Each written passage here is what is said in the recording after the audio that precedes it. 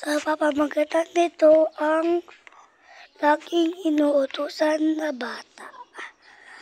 So, huwag na tayo magpaligoy-ligoy pa. Umpisahan na natin. Wait lang, palit mo na tayo.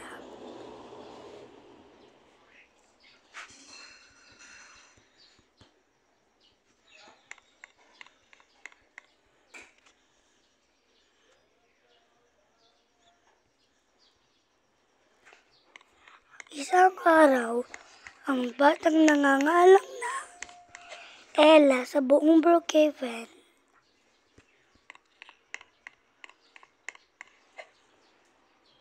ay laging pinaglilinis.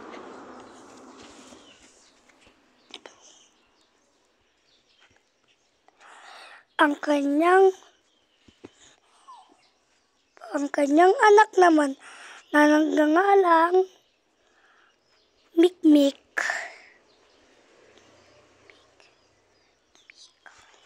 si Mikmik naman ay mahal ng kanyang nanay at dito pinagtatrabaho. Siya ay pinagsisalpon lamang buong mag-araw. Ang ganda naman ng brand new cellphone ko.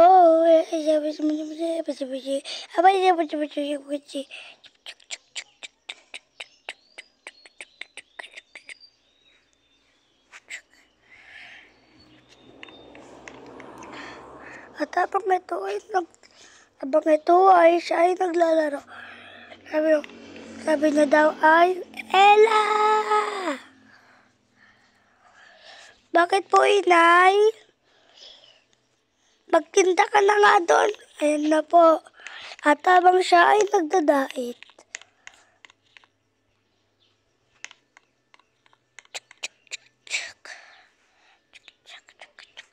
ay nahulog. Alalagot, papagalitan ako ni Mama.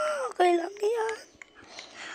Mama, nahulog po yung pangbali natin. Kunin mo yan! At habang siya ay umiiyak, wala na siyang nagawa.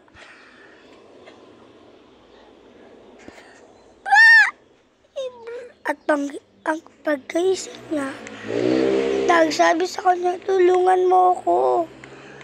At pumunta doon sa Ella. At tinulungan niya ang puno. Ay, alis na nga ako. At sa paglalakad niya ay mayroon siyang nakita.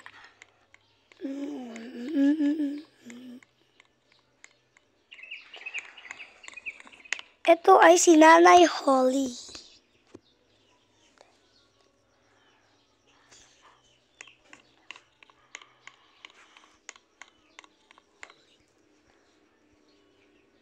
Si Nanay Holly ay sabi niya, teka lang, dito ka muna. Pero, dito ka muna. At hindi na, nagalinlangan naman si Ella. At ang sabi niya ay, sige po, wala naman po akong matitirahan. Pero, lagyan mo lagi, ay maglinis ka rin. Tsaka lagyan mo rin ng kwan. Ay, wag mo kalimutan lagyan ng balahibo yung bed ko, ha. At habang siya ay nagluluto para kay Ella, siya naman ay naglalagay na ng balahibo.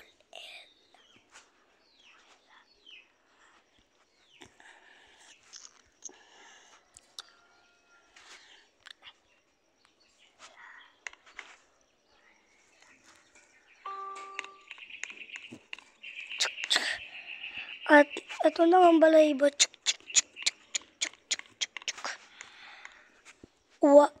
1 month later. Ay, gusto ko na umuwi. Sabi niya daw. At sinabi kay Nanay Holly, gusto niya nang umuwi. O sige, basta bumalik ka lang dito ha. Sige pa. At binuksan niya ng tarangkakan. At nung dumaan siya, kasi malaki na siya dapat. At nung dumaan siya, punong-puno na siya ng gold. 16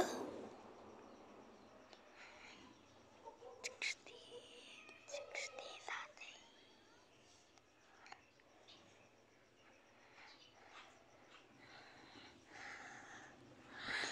You'd have to cry in the end. And now, and sip a grain enough to can. Yay, yay, yay, yay, yay. At pagka-uwi niya sa bahay, nagtanong kanyang ina.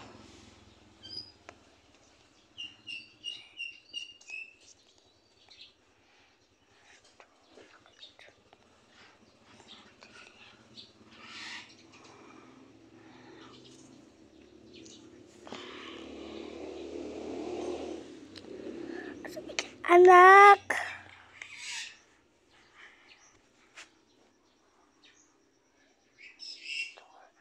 si Dear ay sabi niya, saan anak, paano ka nakakuha at kinuwento lahat ng kanyang anak.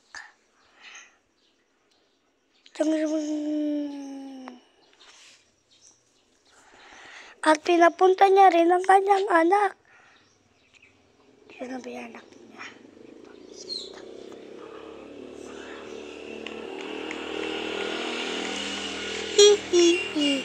At alinlangan siyang tumalon mag-isa na walang binabalde.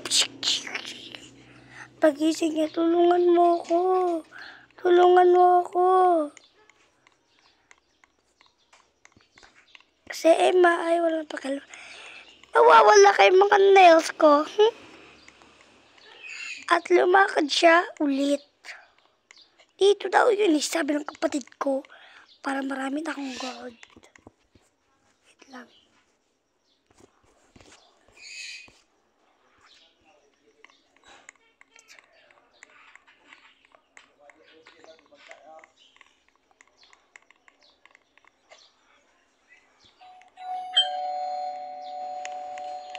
At pumasok na siya. At sabi ni Nanay Holly,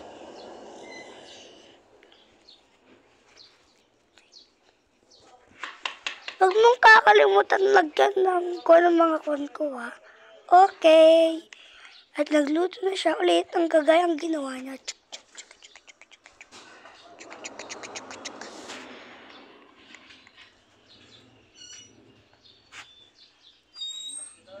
Para magand beauty bigay sa akin. Why Emma? Ay Emma lang yun guys. Di kasaling why. At pagkatapos ng 1 month, dumi-dumi na ang bahay. Kaya sabi niya, umuwi ka na. Marami na akong makukuha ang kayamanan. At nung bumukas siya sa tarangkahan, may nangyaring di naasahan.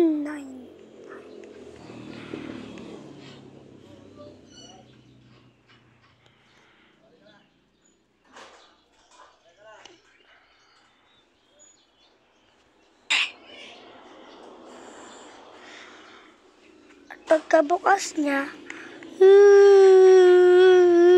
so nakatapos naman tayo isang kwentuhan. So mag-iwan. Ano pong pangalan ng magdalawang kapatid? At ano din, ay tapos po, second na tanong, ano po ang nakuha niya? Sakuha niyo guys, ano pong pangalan ng nagkuhan sa kanila? Si Nanay Holly, B, si Emma, or C, si Dear. Tapos ano din po ang natutunan niya sa kwento. Ako ulit ito, mag-atid sa inyong kwentong may aral. Paalam! Subscribe to my channel!